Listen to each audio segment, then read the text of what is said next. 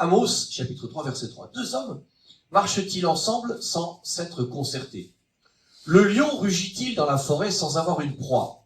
Le lionceau pousse-t-il des cris du fond de sa tanière sans avoir fait une capture? L'oiseau tombe-t-il dans le filet qui est à terre sans qu'il y ait un piège? Le filet s'élève-t-il de terre sans qu'il n'y ait rien de pris? Saute-t-on de la trompette dans une ville sans que le peuple soit dans l'épouvante? Arrive-t-il un malheur dans une ville sans que l'Éternel en soit l'auteur? Car le Seigneur l'Éternel ne fait rien sans avoir révélé son secret au préalable à ses serviteurs, les prophètes. Le lion rugit. Qui ne serait effrayé? Le Seigneur l'Éternel parle. Qui ne prophétiserait? Mes amis, on est toujours dans les annonces. Je vais vous proposer quelque chose. Vous n'êtes pas obligé de l'embrasser ni d'y adhérer. Il se trouve que, je crois que c'était hier matin, j'étais sur mon agenda pour préparer je ne sais plus quoi. Et dans sa bonté, le Seigneur s'est approché de moi par sa présence et m'a parlé de son enlèvement. Et je n'avais jamais vu ce passage comme je vais vous le relire. Je ne l'avais jamais compris comme ça. Donc si on reprend le verset 3, deux hommes marchent-ils ensemble sans s'être concertés? Qu'est-ce que ça veut dire? Ça veut dire que l'union, l'unité, l'unisson, comme on veut, elle doit exister dans la concertation. Un chrétien, normalement, doit concerter la parole de Dieu. Amen. Et c'est vrai pour toutes choses. Un homme et sa femme qui se concertent, les frères et sœurs dans l'église qui se concertent. Donc, vous savez, quand le Seigneur pose une question, c'est parce que souvent, il veut mettre l'accent sur le fait qu'il nous manque un point de logique. Et par rapport à l'enlèvement, nous manquons souvent de logique. Donc, deux hommes, quand ils marchent ensemble, ils marchent pas ensemble par hasard. Bonjour monsieur, avec qui vous marchez? Je sais pas. D'où il vient? Bon, jamais vu. Mais non! Ce que je veux dire, c'est que il y a un accord avant et il marche après. Amen ou pas? Donc, si je suis d'accord avec Dieu, je suis d'accord avec sa parole. C'est bien. On est logique. Le lion rugit-il dans la forêt sans avoir une proie? Le lion, s'il n'y a pas de proie, il dort. Surtout le lion mâle. Il envoie sa femme, la lionne. Hein? Mais, je veux dire, si le lion fait rugir son cri, c'est parce qu'il est à la chasse. Et malheur bon appétit pour la bête qui est devant, quoi. Hein? Le lionceau pousse-t-il des cris du fond de sa tanière sans avoir fait une capture? Même le lionceau, il s'entraîne. L'oiseau tombe-t-il dans le filet qui est à terre sans qu'il y ait un piège? L'oiseau vole comme ça, et sans piège, il se prend une branche. Ah mince. Et il tombe. Comme ça. Non mais, est-ce que vous comprenez que Dieu nous pose des questions pour dire, ouvrez vos cœurs, ouvrez vos intelligences. Et on parle bien ici de l'enlèvement et du retour du Seigneur 7 années plus tard. Amen. Donc l'oiseau tombe-t-il dans le filet qui est à terre sans qu'il y ait un piège? Évidemment non. Le filet s'élève-t-il de terre sans qu'il n'y ait rien de pris? Quand il y a un piège, tant qu'il n'y a personne dans le piège ne se referme pas.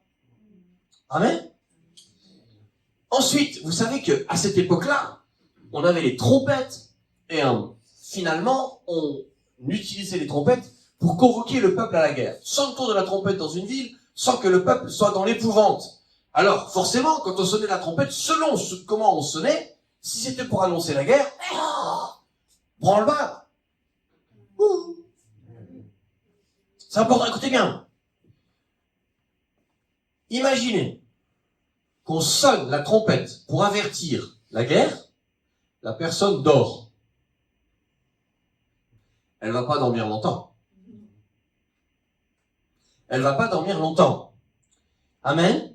Arrive-t-il un malheur dans une ville sans que l'Éternel en soit l'auteur? Ici, il faut bien comprendre une chose. C'est que rien n'arrive sans que Dieu ne le sache.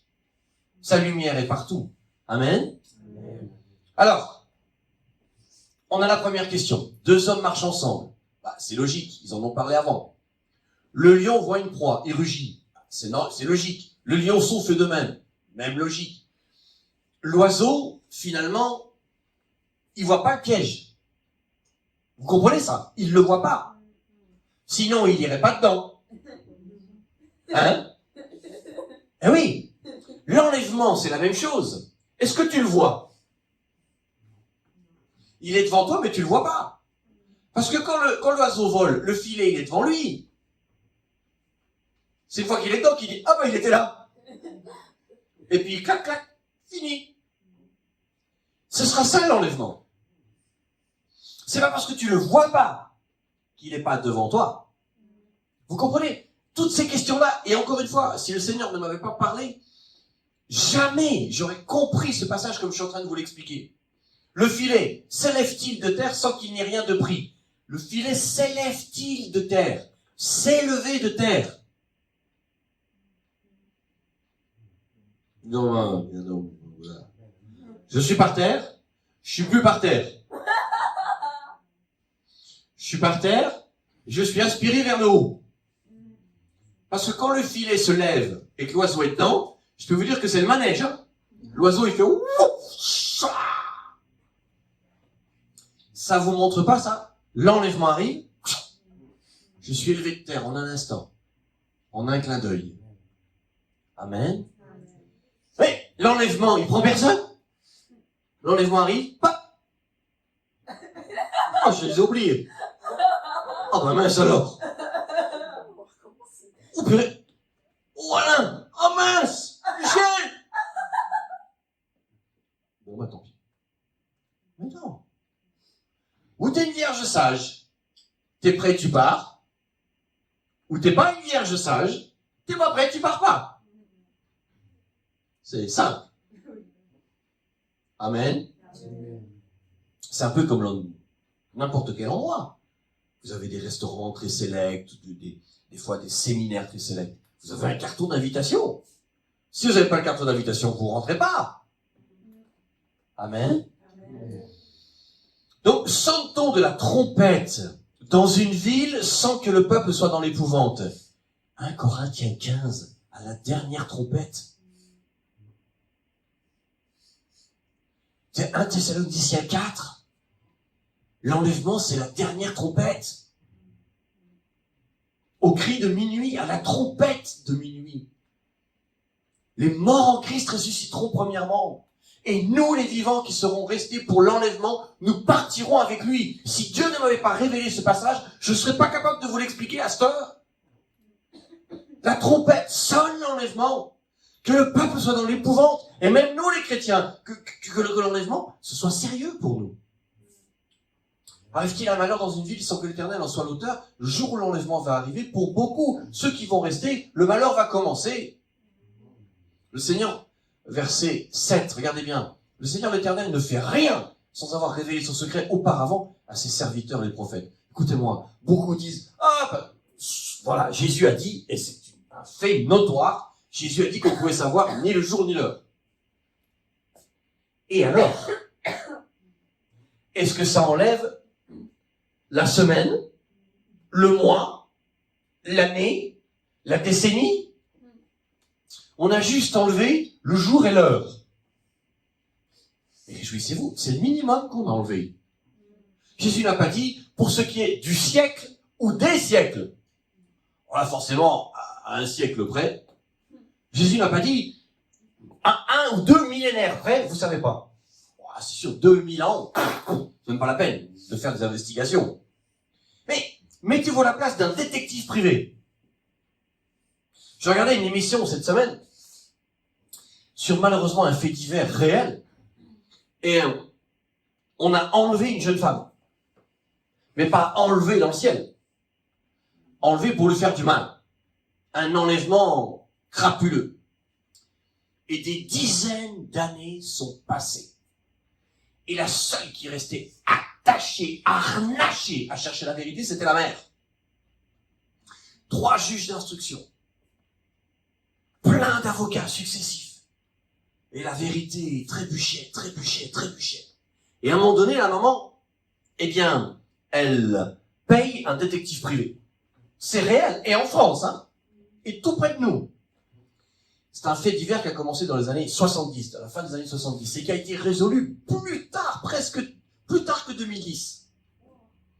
Et donc les années passaient, et à un moment donné, le détective privé, un homme très calme, revérifie tous les alibis. Et il s'aperçoit que l'alibi principal de ce que lui croit être le tueur présumé ne tient qu'à une femme qui dit que cet homme ne pouvait pas avoir fait du mal à la jeune fille parce qu'il était en Suisse, donc loin.